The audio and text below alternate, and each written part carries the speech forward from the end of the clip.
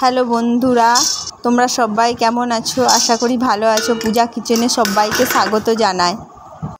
নতুন একটি ভিডিও নিয়ে চলে এলাম, প্লিজ স্কিপ না করে দেখতে থাকুন। প্রথমে কড়াইটা বসিয়ে দিলাম। কড়াইটা গরম হতেই বড়িগুলো দিয়ে দিলাম। বড়িটা হালকা নাড়াচাড়া করে নিয়ে তেল দিয়ে ভালো করে বড়িগুলোকে নাড়াচাড়া করে ভেজে নিলাম। তারপর আবারও কড়াইতে তেল দিয়ে 5 ফোড়ন, জিরে, গোটা লঙ্কা, পেঁয়াজ কুচি দিয়ে আবারও নাড়াচাড়া করতে থাকলাম।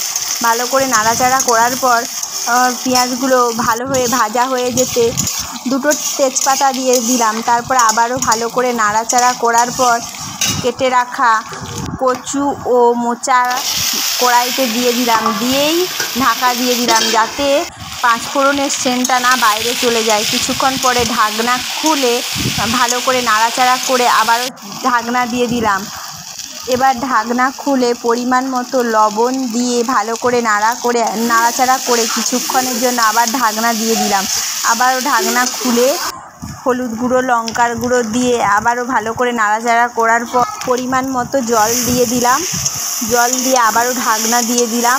ঢাকনা দেওয়ার পরে কিছুক্ষণ পরে ঢাকনা খুলে দেখলাম যে সমস্ত কিছু ভালোভাবেই সেদ্ধ হয়ে গেছে।